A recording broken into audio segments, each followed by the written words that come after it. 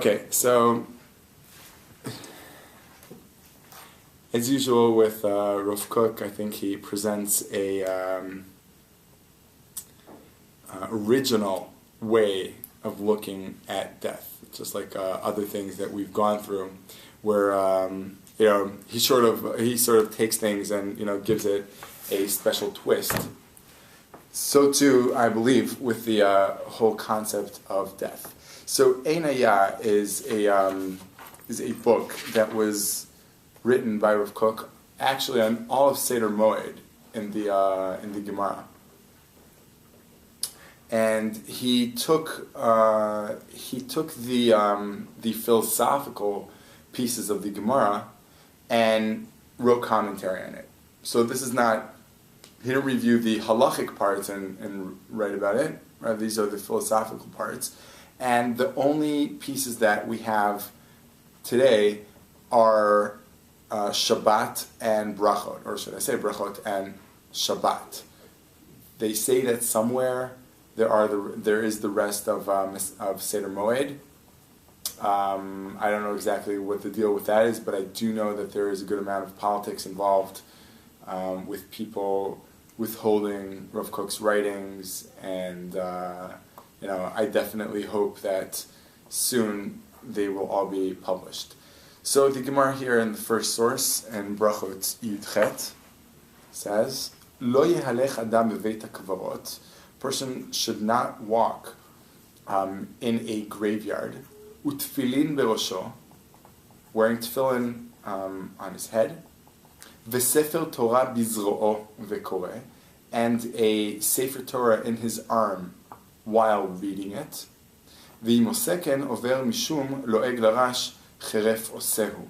And if he does so, meaning walk with the tefillin and with the Sefer Torah, so he is violating the verse in Mishlei that says lo'eg larash cheref osehu, he who laughs, and there's probably a better term, but laughs at a poor person is cursing his creator. Okay, so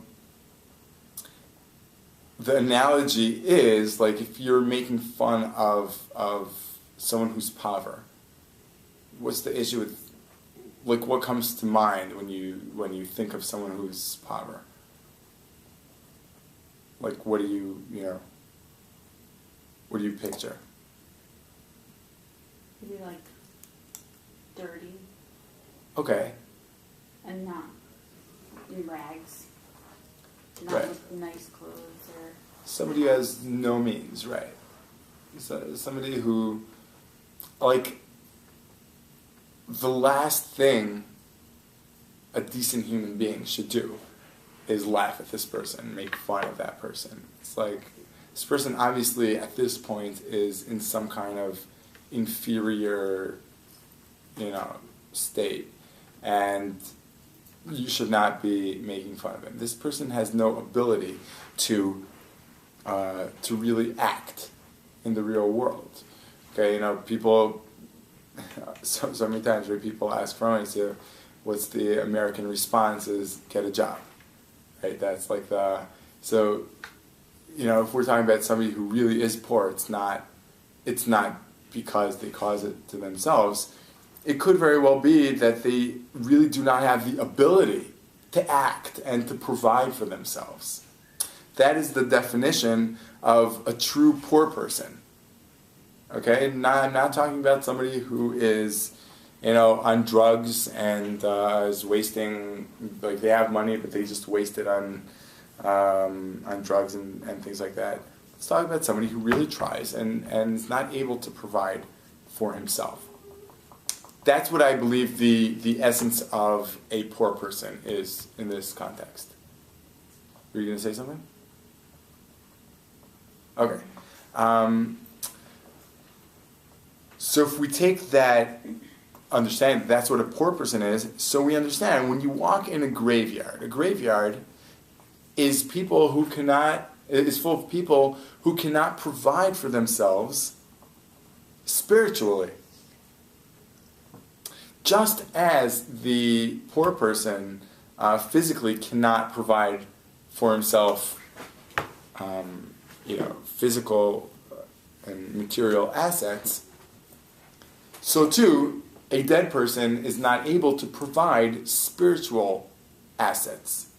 So if you walk around, showing off your mitzvot to the dead people, so you're in a sense making fun of them. It's like, pulling out your wallet right by this poor person and start counting, $100 bills one after the other, and and talking about it in his presence and so on. Okay, so now let's see, Rav Kook, are you okay with the Hebrew, with the English? I mean, we can do the English, and then we'll do the English if you can follow the Hebrew. So that's fine. So a person should not think that death is simply total emptiness, because it does not have the same wholesomeness that we recognize in life. Okay. So already, I think the first sentence he throws us off and shows us like a totally different way of looking at that. He doesn't explain what it is. He's just saying what it's not. Right? Many people think, what's death? Let's even include obviously people who don't have faith in a Kadosh Baruch Hu and an afterlife, but even people who believe that there's something that the neshama goes on. So there's like a sense of like death is emptiness, because you think of like your experience every minute, like we experience the world, so many different colors, flavors, tastes, and thoughts and emotions and so on. So you think when all this will be finished, so that's just emptiness. It's like a vacuum. So saying that's not what death is about. It is not so. For everything God does is good, and He would not create something which is totally bad. So this is going to be a key idea in everything we discuss. As you see, the title here is Rav Kook's Outlook on Death 1. So there's the sequel, and this is going to be a recurring theme. If God created death, so it's not that bad. We're going to have to explain many things. So why are we afraid of death? Not only why are we afraid of death, why do we do everything we can to avoid death? We will be Mechal Shabbos if we have to, in order to avoid death.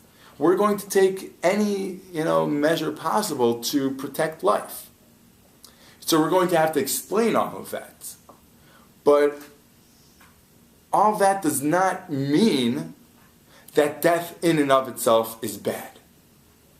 So that's something important to sort of, you're laughing, okay. So. Yeah, so I don't know what it is, but I learned it as Midrash Chazal.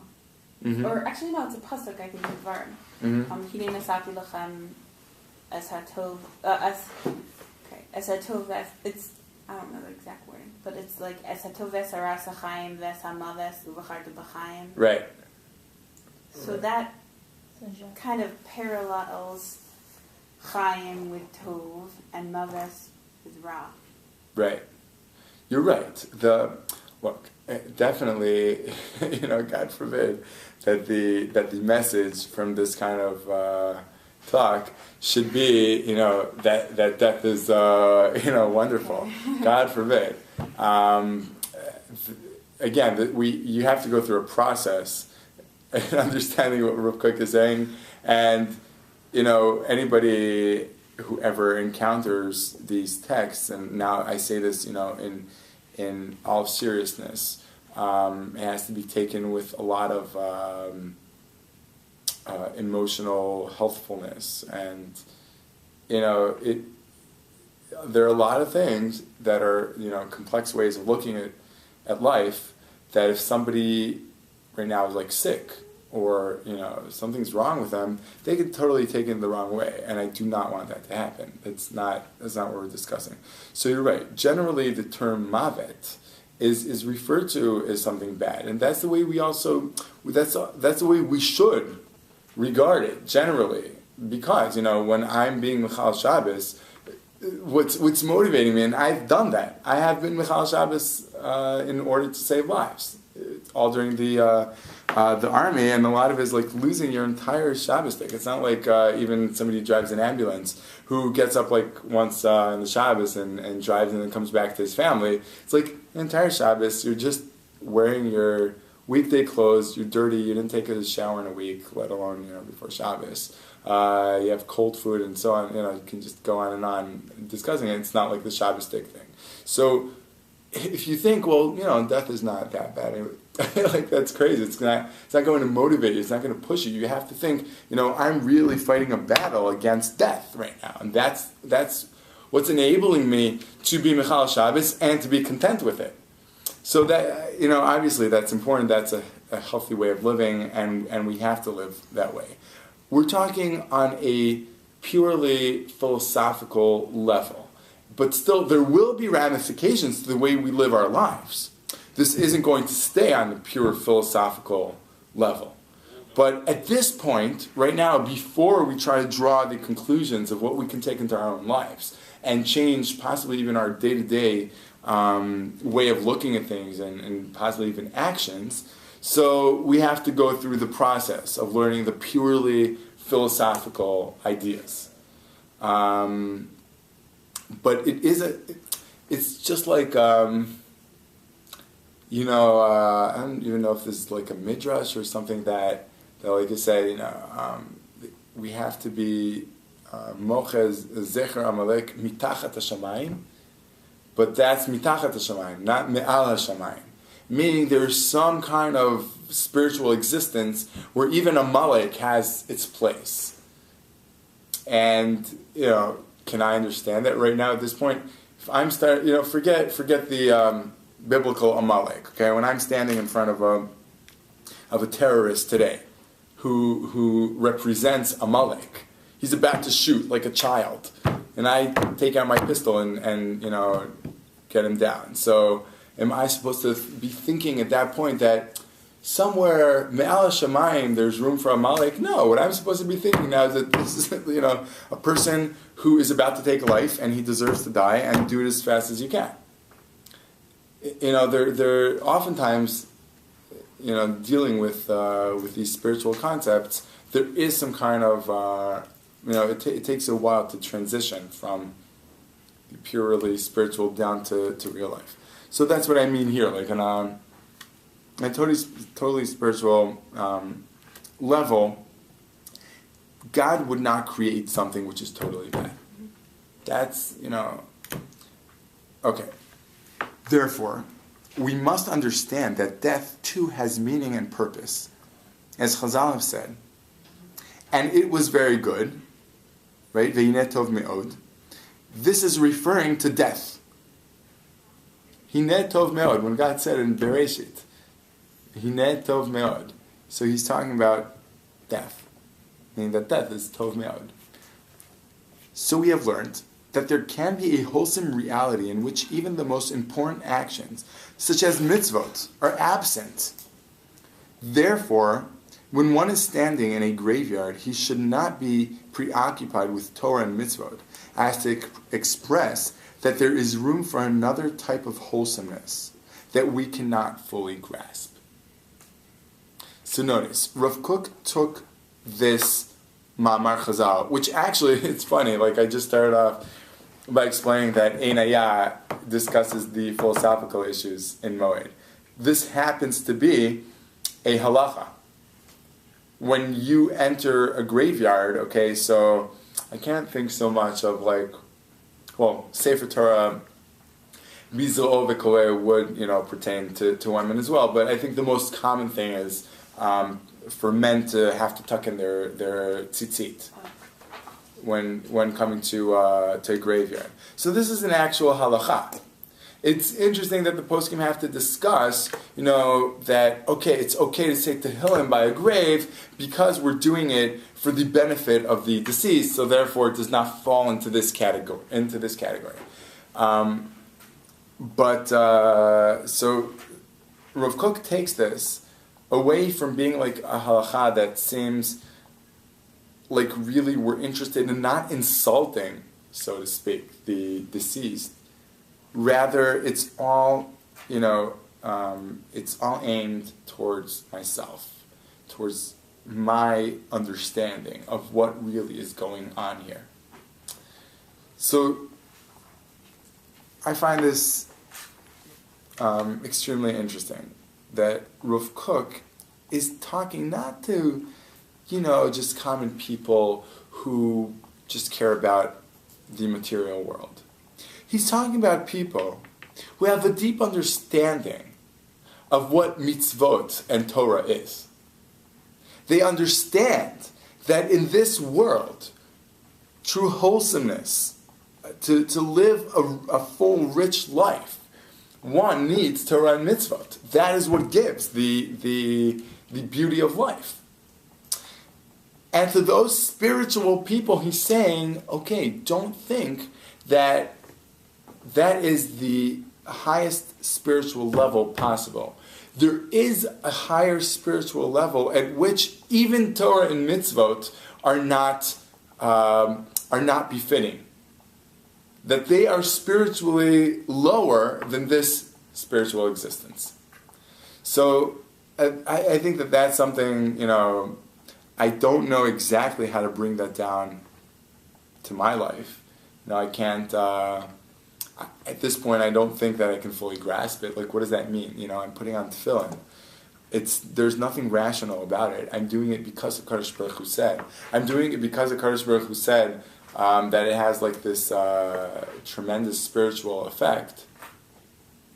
Yet, there is a certain level of existence where even that is not relevant, where even that could not really help me and elevate me. So, again, I don't know how to really bring that down into life. But I think it does give us like a starting point to discuss generally death, okay? Most people during their lifetime will encounter death one way or another, and this is, I think, a good place to start our way of thinking of it, which is it's rooted in the Gemara and Halacha and the way Chazal look at this. And first of all, understanding whether you understand it or not, death is not totally bad, and death can lead a person to a higher spiritual existence. That where mitzvot, it's not just that he cannot support himself and attain mitzvot, as we started off by saying. It's a place where mitzvot are not needed. Mitzvot are an aid to help us, reach HaKadosh Baruch Hu. There's a place where even that is not like the kind of tools that we'll be able to use.